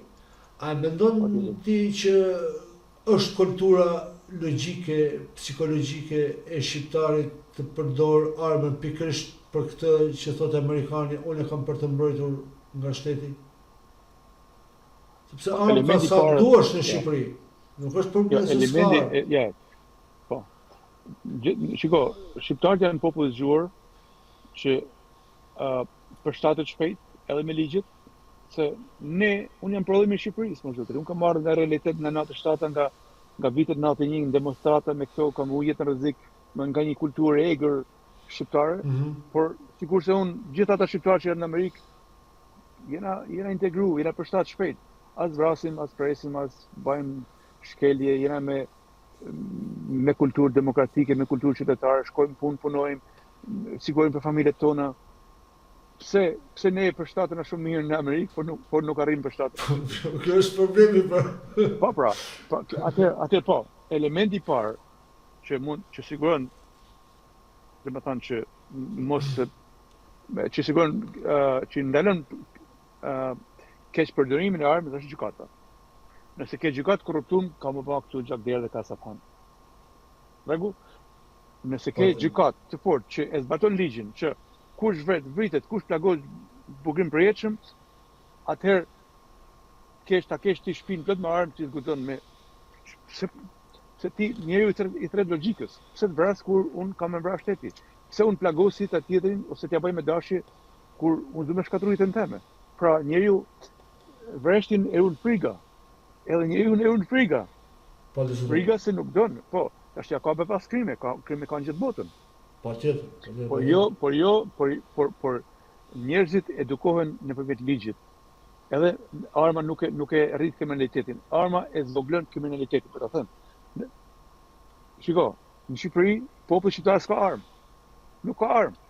Ka një 10%, por shumica e armëve përdoren për krim. Me vra mas shpine, me vra tjetën për hakmarrje, për larje e sapesh, për drogë, me mbrojt plantacionet e drogës, me mbrojt eskortat e këtyre kriminalëve të rrugës. Por qytetarët nuk kanë armë. Shkon në Shkodër ti. Sa qytetarë kanë armë? Nuk kanë. Është perceptimi se me këtë vrasje që ndodhin, po e kanë ato. Kriminalët kanë armë. Kush e popullit s'ka armë? Por nuk është kjo çështja, domethënë, nëse një sistem e kuptoj shumë qartë, edhe është një logjikë shumë e qartë, ajo e juaja, por problemi është se sa ne si shoqëri dim ta përthithim këtë logjikë. Sepse ju e thatë shumë mirë, ne në Perëndim integrohemi shumë mirë, por kur shkojmë në Shqipëri, për shembull, harrojmë që edhe atje duhet të zbatojnë rregullat, duke filluar që nga qarkullimi, për shembull. Shiko, vlla Leonard, ta thënë diçka. Atje në Amerikë, në Michigan ku jetojmë, me disa herë në vit, më lidh nga sa të mund, 10-15 veta shoqëni kështu, i marrim krejt armët tona, edhe shkojmë i thona në North, aty në vende malore, ku nuk ka njerëz, nuk ka shtëpi, domethënë na lejohet ajo qitja për çep. Edhe vëmë shenjë atje, rrim me ditë. Edhe i shkarkojmë krejt municionet tona, edhe njim ato qefin tonë me shkarku, me qit, me pushka, kupton se kena shqiptare e ka pas mani armën gjithmonë. Por asnjëherë 26 vite në Amerikë nuk kam pas nevojë me marr armën dorë, as për mbrojtje, as për synim keq për asnjë qëllim. Pra, ti më në armën, a kupton, për qetësinë tane. Arma shqiptare ka mbajt historikisht, por nuk është se ka vra komshin apo tjetër. Ka mbajt armën edhe kur s'ka pas ligj, kur s'ka pas shtet, kur s'ka pas gjykata, por ka kënë ligji shoqëror, ka kënë kanunin. Patjetër. Rregull që nëse ke vrat, ka vra kanunin. Edhe gjithkund njerëz kanë shkuar ta matosun, por nuk kanë pas gjakderdhje këto din vrasje kasapana që shohim këtu.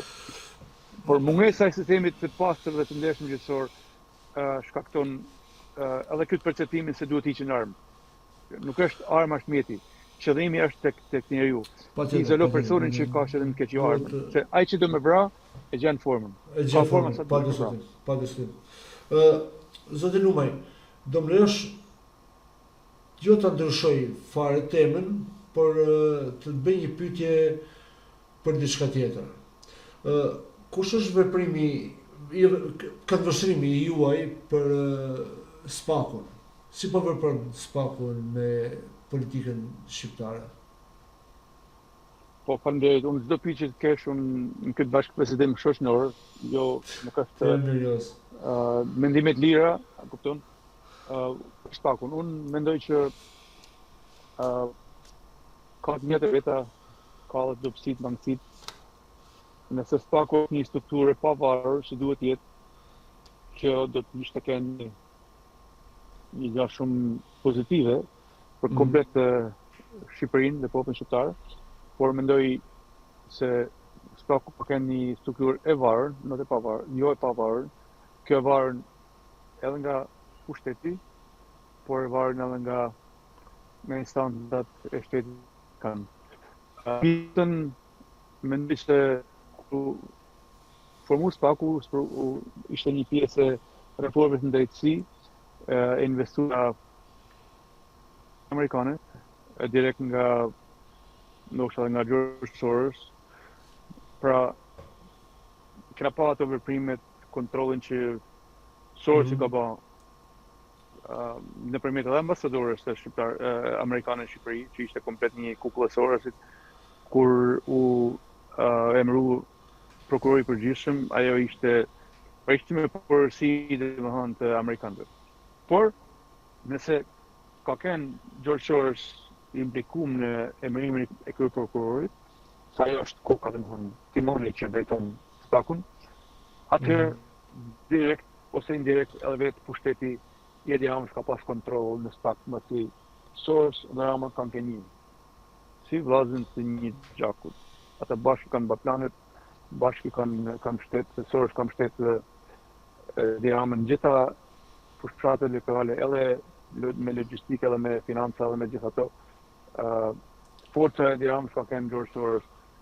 Edhe SPAK ka pas mbështetjen e Sorosit, pra edhe të Ramës, edhe kontrollin nga Rama, por me ndrimin e qeverisë amerikane ka ndru edhe fokusi edhe lupa e punës së SPAK-ut. Pra, nëse më parë Departamenti i Shtetit ka pas kontroll mbi SPAK-un, edhe ky Departamenti i Shtetit ka kontroll mbi SPAK-un dhe këto misionet e speciale që ka qu Departamenti i Shtetit me disa zyrtarë të lartë amerikanë në Shqipëri, kanë pas direkt lidhje me aktivitetin e SPAK-ut, dhe goditjet që SPAK ka bërë 2 vitet e fundit kanë kënë direkt në lidhje me direktivat dhe mbështetjen amerikane. Por besoj që SPAK është me 2 zjarrësh dhe i shërben të 2 zjarreve, i shërben të 2 trupave, edhe i shërben edhe shtetit, edhe Departamenti i Shtetit, por edhe pjesës edhe Edi Ramës që kështu është sot për sot. Unë jam realist dhe duhet të them vërtetën, dhe kjo është mendimi im. Domethënë, nuk është asot i pavarur, por shkon drejt një pavarësie. Nëse SPAK-u ka arrit deri aty që të akuzoj ose të sillet pa ndehur Zelenski, kryeministrin e Shqipërisë, që është krahi i djathtë, jo vetëm si kryeminist, por gjithë karrierën politike të Edi Ramës, atëherë kjo tregon që SPAK nuk është komplet në kontrollin e tij. Por metodat se si SPAK e ka bërë këtë, domethënë nuk ka aplikuar në parlament për me heq imunitetin e saj, por ka nxjerrë një rrugë më gjatë, direkt. Ata mund të justifikojnë më shkurt, por nuk është ligjore ndoshta, nuk është me kuptim që kanë kërkuar direkt si ta sjellin si të hetuar ose të fillojnë hetimin e saj ose burgosin e saj, por nuk ka kënë rruga e duhur, mbasi sigurisht se ka marrë vendim në gjykata. Keni fjalën për pezullimin, për vendimin e pezullimit kushtetuese.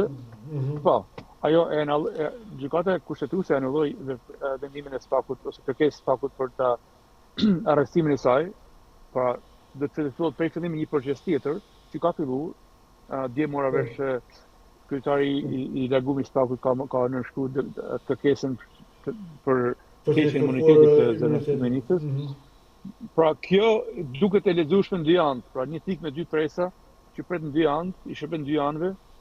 Pra po të ishte Spak në lartësinë e integritetit dhe pavarësisë, do të kishte marrë drejtimin korrekt, duhur, drejt për drejt në parlament.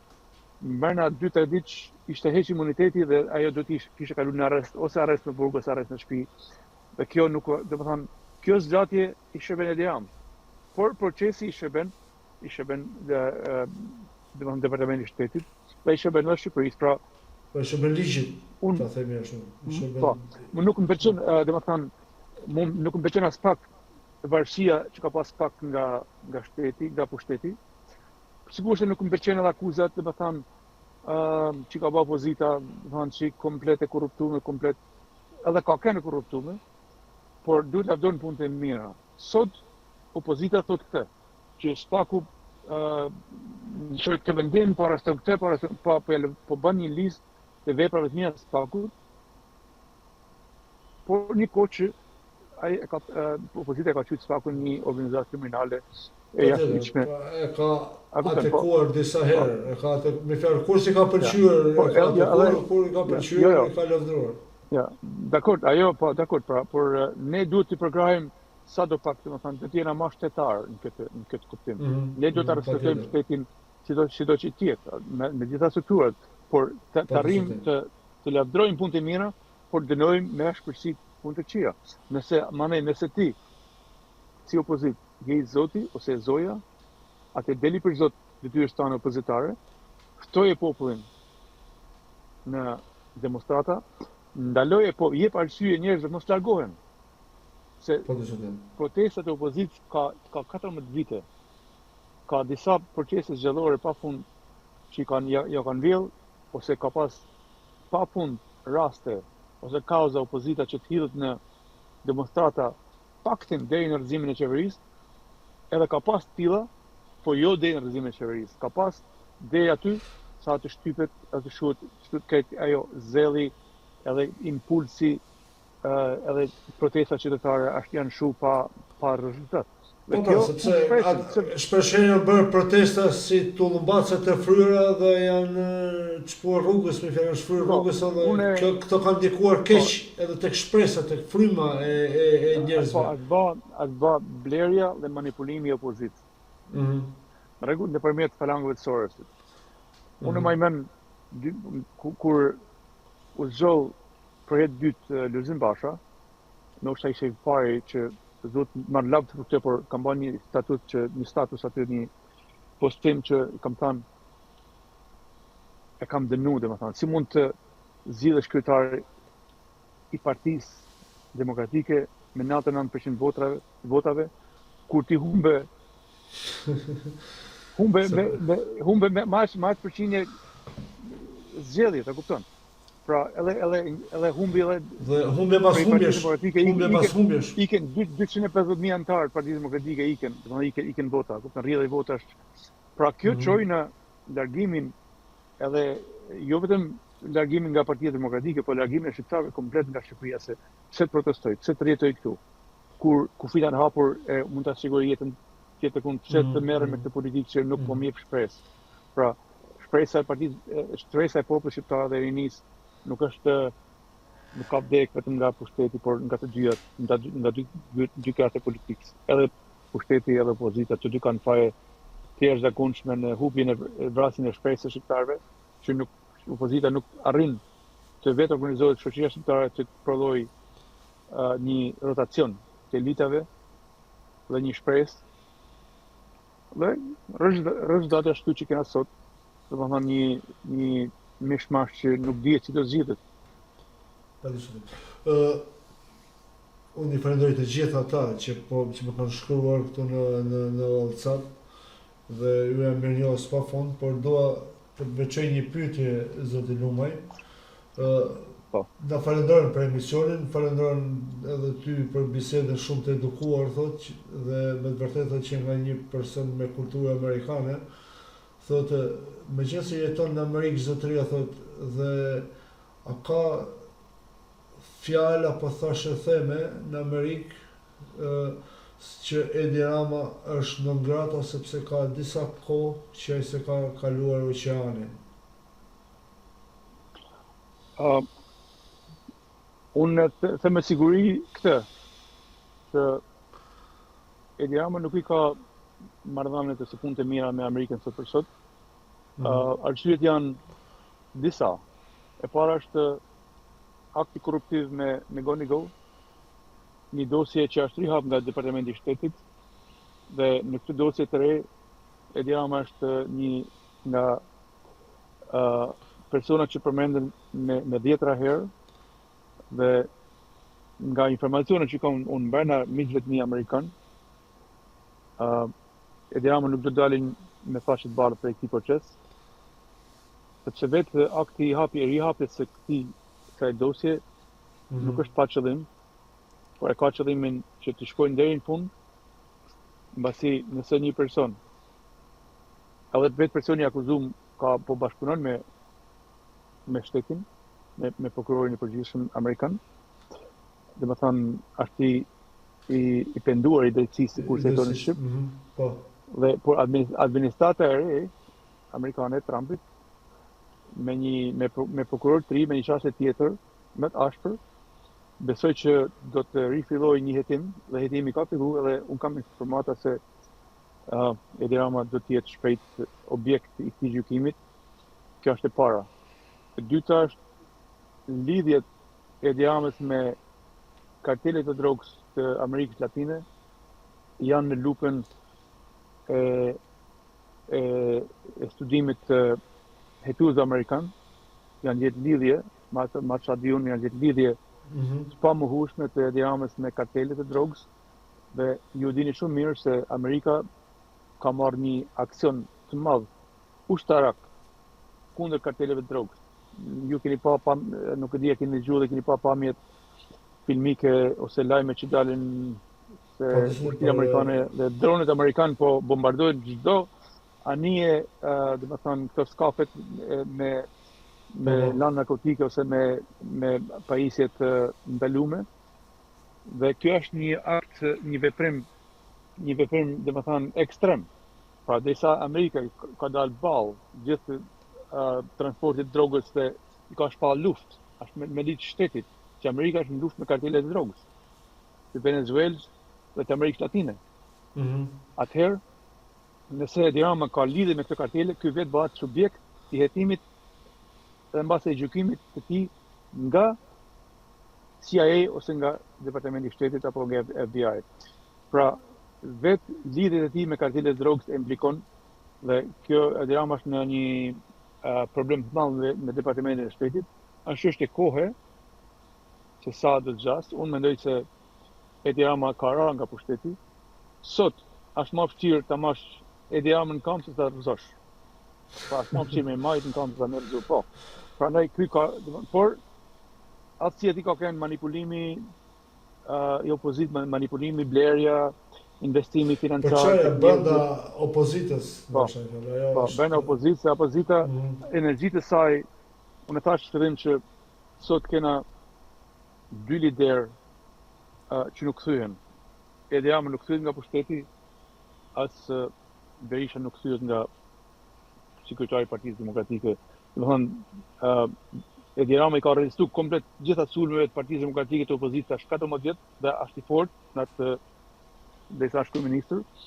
Por edhe Berisha i ka rezistuar gjitha sulmeve të Edi Ramës, George Sorosit, edhe vetë demokratëve me në partisë e ka qenë i pamposhtur. Më lejo, më vjen një lajm. Më vjen, po, një sekond. E ka qenë i pathyeshëm me në partisë, por nuk është ky qëllimi. Berisha është i pathyeshëm, por qëllimi është të rrezojë Edi Rama, po jo Sali Berisha. Gjitha energjitë e përpjekjet e opozitës ose një pjesë e madhe janë shpenzuar si të rrezojnë Berishën. Por zotëri, sot objekti është Edi Rama. Pra, është momenti që Berisha bashkë me gjitha aleatët e tij në Partinë Demokratike, gjitha energjitë t'ia kushtojnë rrëzimit e Dirama, sepse Edi Rama është një letër e djegun, një gjithë e vjeshtë që me dy gisha rrëzohet. Me vjen një lajm nga Lisandër Hoxha, pra është antar i Këshillit Kombëtar të Partisë Demokratike, dhe më shkruan Leonard thotë respekte thotë dhe e di thotë që je në emision sonde. Të kërkoj ndjes thotë që s'e kam ndjekë sepse në mbledhjet e Këshillit Kombëtar, por propozimi im që të vendimtohen të gjithë ata që kanë shërbyer Sorosit, të gjithë ata që kanë patur bursa nga Sorosi, të gjithë ata që janë qenë të paguar apo të financuar direkt apo indirekt nga Sorosi, brenda Partisë Demokratike, Këshilli Kombëtar ka vendosur të ngrihet grupi i punës për të identifikuar këta njerëz dhe që t'i largojnë. Po ta përcjell këtë lajm thotë, nuk e di thotë, ndoshta të intereson për emisionin. E falenderoj shumë Lisandër Hoxhën. Po. Val, si duket si lajm? Duket se është lajm surprizë. Jo, interesant. Kjo besoj që dole prej kontekstit bisedës tonë. Gjorgj Sorosi ishte një pjesë, mboi një pjesë madhe të bisedave, edhe mua më gëzon se sikur se thash sa më parë që pastrohet. Sa pa e thatë ju me fjalë ja thatë më përpara pa e ditur në fare këtë lajm dhe ju e thatë me fjalë që Sorosi ka mbi 30 vjet që ka investuar. Po, ka kohë që unë kam shkruar kundër Sorosit në postimet e mia edhe para 2 javësh kam bërë një postim tillë që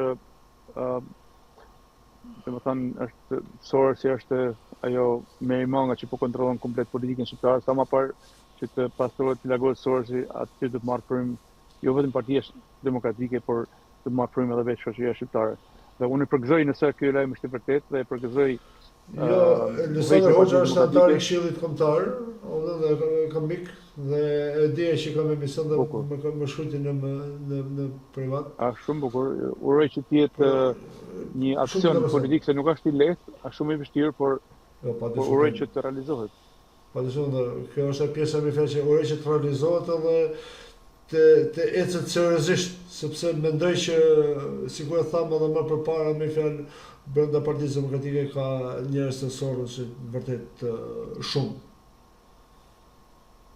Direkt apo indirekt në partisë. Po ajo është rranja e keqës. Nëse ndodh kjo, mendoj që atë që ju i thatë më përpara me fjalë rikthimi tek vlerat, tek familja, tek konservatorizmi, mendoj se nëse ndodh kjo do ishte më thjesht, pastaj që Partia Demokratike të kthehet vërtet një parti e djathtë dhe konservatore. Ringjallja e Partisë Demokratike fillon me largimin e falangave të Sorosit nga Partia Demokratike. Mandej duhen edhe oportunistat duhet largohen që presin rradhën, që presin momentit të shfrytëzojnë situatën, por largimi i Sorosit është e keqja që e ka përpyetje. Nuk lejon elitet të qarkullojnë, nuk e kontrollon shtetin, kontrollon edhe opozitën. Pra, por në opozita nuk e ka në dorë, nuk ka mundësi që të pastrojë shtetin nga Sorosi, por e ka për detyrë morale qytetare që pastrojë veten e saj nga elementet që i kanë shërbyer Sorosit, që kanë marrë punë nga Sorosi, apo që kanë ideologji të frymëzuar nga George Soros dhe shoqëria e tij e hapur. Këtë lajm ma konfirmon edhe antari i kryesisë i Partisë Demokratike dhe i Këshillit Kombëtar zoti Bistrim Ahmetej, miku im, ma konfirmon me fjalë që kjo është miratuar në parim dhe ngritur grupi punës për të. Okej. Unë uroj që Partia Demokratike të fillojë ngritjen e saj nga ky Këshill Kombëtar, bazuar mbi vlerat e saj që është ju, se nëse kjo parti nuk përfaqëson më vlerat demokratike, lirisë, demokracisë, vlera të lirive njerëzore, të familjes, të Zotit, të kulturës shqiptare, traditë, historisë tonë, atëherë nuk vlen, atëherë më mirë të fundi këto vlera na kanë mbajtur si shqiptar dhe ne si thosh krenohemi për ditë. Ajo është trashëgimia jonë. Nëse kjo parti nuk përfaqëson më këta vlera, atëherë le t'i bëhet një funeral. Është pa identitet pas. Të bëhet një funeral, Knohen ato respektet e fundit, dhe të krijohet një parti tjetër, po, një parti tjetër, lindi një parti tjetër që të përfaqësojë këtë vlera. Se as mish, as peshk, mendoj që ka ardhur fundi i kësaj. Shqiptarët, sidomos ne diaspora, e kuptojmë, e shohim si dita me natën, e kuptojmë diferencën se si duhet të jetë Shqipëria. Nuk e dim se sa na ndëgjojnë mendimin ton, le mos ta ndëgjojnë, ne themi mendimin ton, po kjo nuk është në mirën ton. Unë nuk kam asnjë interes, nuk kam asnjë interes direkt nga Shqipëria. As kam investime, as kam lidhje miqësore, do të thënë të interesit me asnjë biznes apo asnjë individ brenda Partisë Demokratike apo të shtetit, por me çan zemra që kjo Shqipëri që kena lanë, është vakumi jonë, ajo boshteku që na mundon, që dëshirojmë që ky boshtek plotësohet me vepra të mira dhe me një Shqipëri dhe një Parti Demokratike të realizuar ashtu siç kurse bazuar në ato ideale dhe ëndra që u kriju 35 vjet më parë. Po dhe që dhe ne në diasporë në dhëmë zëmra, sepse sikur ne në të shiguan të parë ta Shqipërinë dhe dhanë jetë dhe janë dhanë gjithë shka për të patur ato shtetë, tani edhe ne kemi dëshirë që të bëjmë sa më të begat amanetin e të parëve tonë, që të kemi mundësi të lëmë sa më të begat fëmijëve tanë. Dhe këto fije po tentojnë të na i presin. E këtë zot e lërë, asnjëherë. Reagimi qytetar do të lindin se s'bën me riorganizimin e drejtë dhe të ndershëm të Partisë Demokratike. Zotin Lumaj, biseda me ju është gjithmonë e pashtershme dhe ne kemi shumë për të folur, por shumë për të thënë.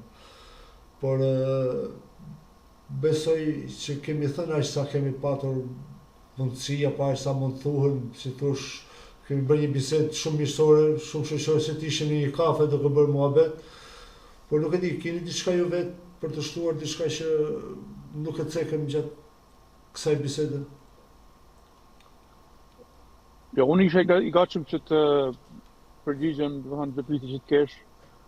Besoj që ne e zaruam ato që duhet të ishin tanë, një bisedë e lirë, mendime të lira, pa ndonjë censurë, pa ndonjë kornizë, do të thënë, pa në interes as nga ana jote as nga ana jeme, por thjesht me dashamirësinë temen edhe tonën që mendimet tona të jenë pozitive, të jenë të shërbejnë. Po, të donë vendikun, por sidoqoftë ne kaq këndor të japim shprehim me fjalën tonë, mendimin tonë, edhe kaq është mundësia jonë. Tash topi është në dorë aty që ndëgjojnë, sidomos politikës që e menaxhon komplet jetën dhe i jep kohën shoqërisë. Unë falenderoj, ishte kënaqësi. Gjithkohë kam qenë makinë, domethënë po toj deri shtëpisë këtu. Edhe ishte një kohë me vlerë, edhe kënaqësi që bisedojmë sonte bashkë. Edhe uroj që të kemi mundësi të tjera. Unë jam mirënjohës dhe shpresoj që nuk të kam mërzitur, apo nuk të kam bezdisur dhe do më jesh edhe herë të tjera në emisionet e tjera me dosha shpresojmë me gjëra më pozitive, me mendime më pozitive dhe të shpresojmë që të bëhet më e mira qoftë për vendin tonë, qoftë edhe për ne që jemi në diasporë, me fjalë që t'i afrojmë sa më shumë vendlindjes dhe të kemi mundësi të kontribuojmë sa më shumë në vendlindje. Jo, ishte kënaqësi biseda që gjithmonë sa herë të jepet mundësia dhe koha, lirshëm në kontakto, do të jem në dispozicionin tuaj. Faleminderit shumë dhe uroj të kalosh mirë në Shqipëri dhe gëzoft bajza dhe malësia kishën e re dhe lash Zotit të jetë sa më shumë paqe, mbarësi për familjen tënde dhe për ju, por edhe për gjithë komunitetin malësor të festa që po vinë. Është vërtet përfundimi kësaj bisede që nuk ishte pa kuptim nga ana ime që e lidha me inaugurimin e kishës së re. Domethënë jo vetëm si një objekt, por si një vend kulti ku që njerëzit të kenë më shumë mundësi të kthehen kishës, të kthehen Zotit. Dhe kjo është ftesa ime për gjithë shqiptarët, jo vetëm në diasporë, por sidomos në Shqipëri, që i ofrohen kulteve të tyre fetare, të lexojnë Biblën, të lexojnë Kur'anin, të marrin esencën e fjalës së Zotit dhe ta zbatojnë jetën e tyre të përditshme, se vetëm tek Zoti ata gjejnë shpresën, ndjejnë gëzimin, kënaqësinë dhe rrugën se si duhet të ecet përpara. Sikur që Jezu Krishti ka thënë, unë jam rruga e vërteta dhe jeta. Aty ne duhet ta gjejmë rrugën, e vërtetën dhe jetën tonë. Uroj gjithë dëgjuesit e radios tuaj të nderuar një Krishtlindje gjithë besimtarëve Krishtlindje të bardha dhe gjithë popullit shqiptar një vit të ri më me gëzim, më me shpresë dhe me realizime të dëshira dhe gjithçka ta kanë për zemër. Terminjos Valentin Lumaj. Shumë faleminderit. Atëherë, të nderuar miq, kjo ishte emisioni Horizont për sonte me zotin Valentin Lumaj me banim në Michigan të Amerikës, shqiptar i Marsis Madhe. Shpresoj që ka qenë një emision i këndshëm, i thjesht, i bashkëbisedim i thjesht, me mendime të lira, me mendime ashtu siç ne e menduam për të biseduar.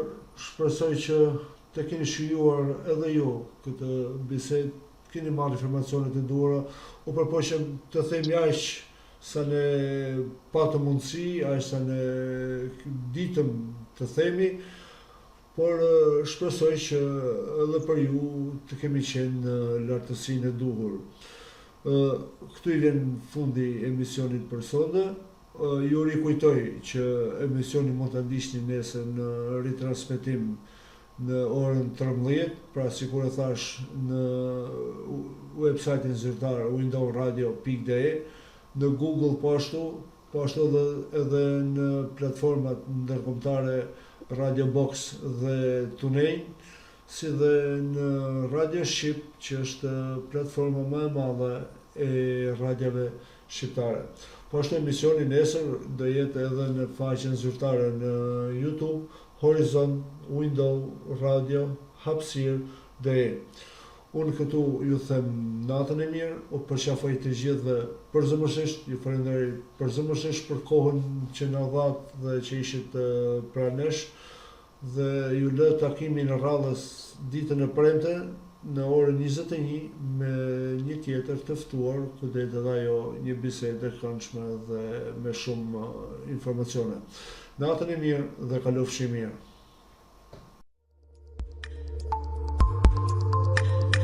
Horizont nga Leonard Koja në Window Radio i Day.